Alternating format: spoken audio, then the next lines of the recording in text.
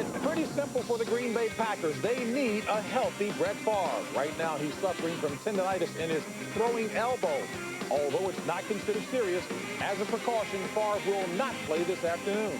The Packers missed the playoffs last year, as did Denver, because that guy, Terrell Davis, suffered a knee injury in the fourth game, missed the rest of the season.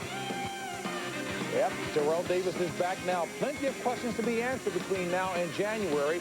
We'll get a chance to see how these teams are progressing this afternoon as the Green Bay Packers get set to take on the Denver Broncos from Mile High.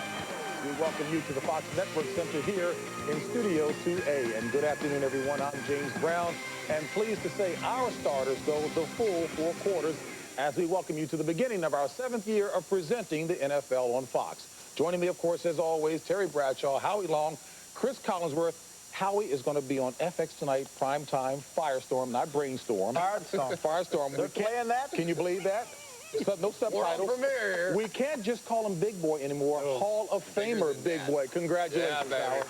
Absolutely. I'll tell you, I had very high expectations for the weekend in Camden, and it surpassed every one of them. And you'd think after 7 years in television, I'd get the speech right, but... it was great. And you mentioned everybody that... It was unbelievable. Everybody that meant anything to you. No, I was moved. When talking about the great history of the Raiders, I forgot to mention Tom Flores, my first... No, you didn't. Head coach? 2 world championships there with the Raiders, and as fine a guy as I've ever been associated with in football. And sorry, Tom, and thanks for everything. All right. Pressure was he mentioned. Hey, I did not forget this. Well, another world champion in your family, I understand. Boy, am I, all you parents out there know how wonderful it is to watch your children perform or compete. And this is my daughter on the right, Erin, showing her age-gelding Gem of Array trained by Ted Turner. And yesterday in the American Quarter Horse Youth World Championship, believe it or not, she won. She is a world champion with that age-gelding. And, boy, am I proud. What a proud moment for me. She's a great gal. She looked pretty as a... Oh, cute as a butt. That horse looked kind of angry to be a gelding. Well, you would be, too.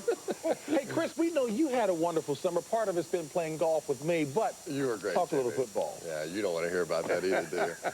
Right now, the Green Bay Packers are trying to get back to what they've done a couple of years in the past. Here's a football team that last year tried to take the ball, throw it down the field, make the big plays. They found out that's not what they do the best. They go back to the West Coast offense now, the quick throws, let the wide receivers make the plays. Antonio Freeman very excited about what's going to happen this year. You know, you talk about Brett Favre's not going to play today. He has tendonitis in his right elbow. Brett turns 31 in October. And I think what Brett needs to realize today is this. The older you get, the harder you work out. Doesn't put in a lot of work in the offseason, so I'm not surprised that he's having elbow problem, which is a hard thing to get rid of. And in Denver, Brian Griese's starting. I think he'll do a great job this year, primarily because he's going to have Terrell Davis. Yeah, that's a big reason. You know, in talking to his dad back in Canton, he mentioned that, in fact, he knows the offense well now. He's not thinking, he's just reacting. And I think one of the reasons why he will have a big year is Terrell Davis. Terrell Davis passed the big test last week, had an outstanding game for him. Not big numbers, but he took the hits, and he feels fine. He is an impact player. He not only impacts that position, he impacts the quarterback position, the receivers who are thin right now at receiver, and they might be signing Brooks, the defense and the defensive line especially, because you're playing with a lead, takes a lot of pressure off the quarterback. Shanahan did as outstanding a job of coaching as I saw in the league last year with the problems he had. Yeah, when you get up for the... Have you been nominated for the Hall of Fame yet, Chris? I was, yes. And... Oh, Robert Brooks will swing too, Chris. Go ahead. You want to mention any other people you may have forgotten along the way? Did you got them all except for that one?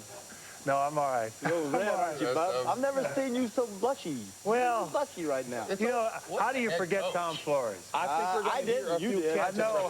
Folks, if it's our first game, you know who will be calling the action. Our Hall of Famers, Pat Summerall and John Madden, who are beginning their 20th year of broadcasting together. Pat and John, good to hear you and see you again. Well, thank you, JB, as you watch the Broncos being introduced at Mile High Stadium. The last year at Mile High for the Broncos as they entertain the Green Bay Packers, 2 of the marquee teams in the NFL just a couple of years ago. Hey, John, it doesn't seem like 20 years together, does it? I'll tell you, it's been 20 great and 20 special years. I can't wait for this one. It really has been special. John, these two marquee teams, as I mentioned before, but coming off disappointing years. This is the second preseason game. What do the coaches expect to get out of this one? Well, you know, it was interesting talking to Mike Shanahan the other day. He says, we want to play well because we want to get our confidence. And you think, Mike Shanahan, the Denver Broncos, 2 Super Bowls in a row, how can they be worried about confidence? And then you look and you say, hey, they were just 6-10 last year, and you could tell in training camp that that's really their motivator. Then the Green Bay Packers, they have a new head coach in Mike Sherman. So when you bring in a new head coach, you're going to bring in a new system, a new way of doing things, offense, defense, special teams, meeting, and all those things. And you want to prove that they work. You want to prove that they're right, and the way you prove that is by playing well. Well, you mentioned the Packers have a new head coach. At the end of last year, they were not just a disappointing team. They were a team in disarray. What else have they done? Well, you know, the big thing, the Packers are just going to be as good as Brett Favre. And as we heard in the pregame show, Brett's not going to play today. And we were watching him in the pregame warm-up. And you could see here, he just had no velocity on his throw at all. He didn't practice on Friday or Saturday there. He talks to the trainer. You can see he's pointing right to the area. That's where the tendonitis is in that right elbow. Then you can see he goes over and talks to the head coach, Mike Sherman. And right here, I think that's the answer, that Brett Favre will not play. And in his stead, we're going to see Matt Hasselbeck, who is pretty good in his own right. And, you know, in the preseason, Matt Hasselbeck has been a great preseason quarterback, and he's one of the better backups in all of football. Now, when you talk about Denver last year, they were saying we've got to get over the loss of John Elway. Greasy was the quarterback after a quarterback controversy at the beginning.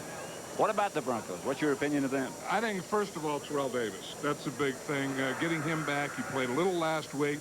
And talking to the Broncos and Mike Shanahan, what he'd like to do is get him 10 or 11 touches today in maybe 15 plays. So he wants him to get in there, get out. Terrell Davis was telling us, he said, what I didn't do last week is when I started to get tackled, I didn't run through it. I just kind of stopped. I don't want to do that. But I think, you know, as we said, that the Packers are going to go as far as Brett Favre will take him, and Brian Greasy is a big part of this. And you can just tell, just by watching him in practice, talking to him and everything he does, he has a lot more confidence, and he's going to need that confidence throughout, and he has to keep improving. It'll be interesting to see what happens between these two. Just a couple of years ago, they were in the Super Bowl. We're at Mile High Stadium in Denver, and it should be a good afternoon of football.